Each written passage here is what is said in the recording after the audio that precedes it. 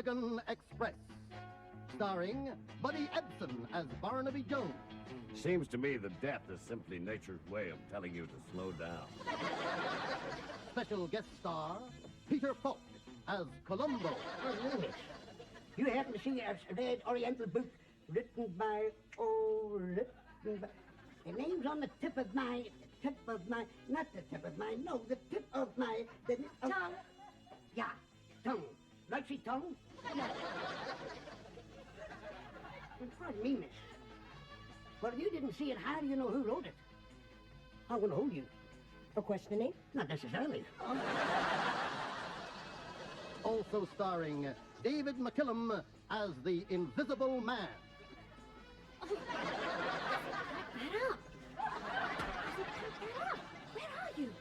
Extra special co-guest star Raymond Burr as Ironside. Hey there, Sergeant. You think you can get me a box of matches?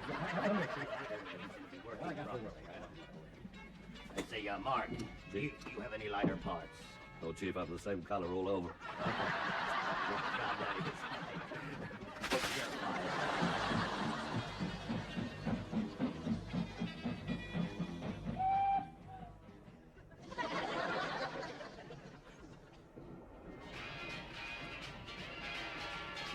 Now, hold on there just a minute.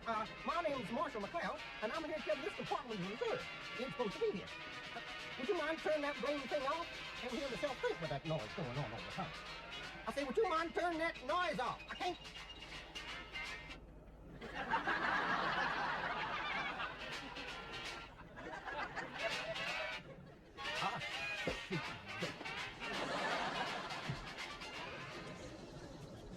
Mind if I join you, Cannon?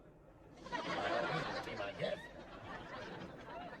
Monsieur Hercule Poirot here was just saying that there's no such thing as the perfect crime. It is quite true. Yeah, I'll go along with that. Well, I remember one time in New York, we had a fella rob a bank, didn't leave no fingerprints nor nothing. He got clean away with over $500,000 in used notes. On the way to the getaway car, he got mugged. Well, we all make mistakes. We sure do. Well, I remember one time I followed a platinum blonde in a long black gown for 4 blocks before I found out it was a high court judge. The case comes up next Friday. We in Paris, France, Europe, also have a lot of vice and crime. Stealing, robbery, burglary, shiplofting, and pickpocketing. Shoplifting and pickpocketing. Not to mention manslaughter. Manslaughter? I said not to mention manslaughter. Monsieur Poirot, I must admit I find your conversation completely irresistible. But unfortunately, my stomach is beginning to ask if my throat is cut. So if you'll excuse me, I'll just amble along to the dining car. Oh, pardon me, Sergeant Pepper. Oh, dear. Oh, God, I'm sorry about it. I haven't been so embarrassed since I was with the president's daughter, examining her magnificent pair of pistols. The speaker ran across the White House lawn. Oh, they had to convene a special assize court for him, and the things she said about him. What size? Don't think she said that. I wouldn't scare her. So I really only wanted a bite, you know. Looks like I'm either going to starve to death or die of ecstasy. I'm sorry. I'm sorry about this. I hope you won't hold it against me. That's exactly what I am doing. The pressure was all mine. Don't you believe it? Remember my old sheriff? He used to say, shoot first and ask questions afterwards. Well, you didn't get many answers that way. McLeod, do you realize that while you've been sitting there jawing, the man has been viciously attacked? Been shot 14 times, stabbed 17 times! Did he have any enemies? Of course! He had. The driver wouldn't keep speeding up and slowing down all the time. Well, McLeod, you're the only one on duty officially. Now you just leave everything to me. Don't pull that chair!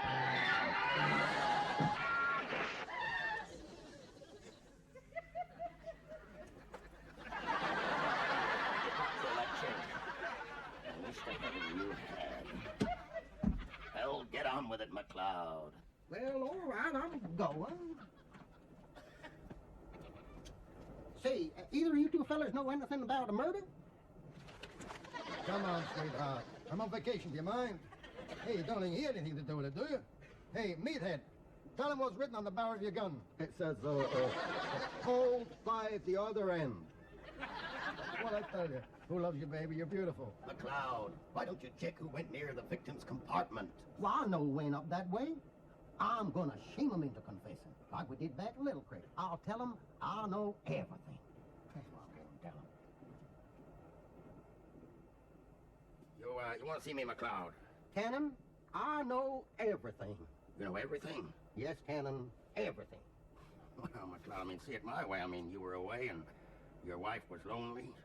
I was lonely, and well, we were sexually attracted to each other because she's a very attractive woman. She's big.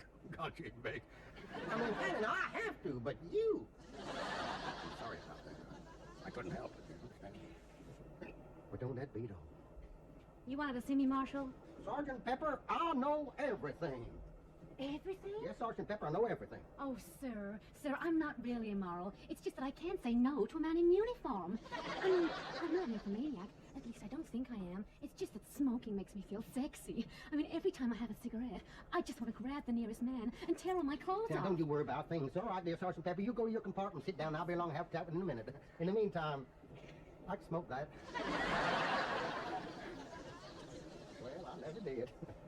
But I sure as hell am going to. You want to see me, McLeod? Barnaby Jones, I know everything. Everything? You know everything? Yes, old timer, I know everything. My son! My little baby boy. I'll shoot thee up. This has been a Quinn Martin, Barton, Harton, Larton, and Fargo production.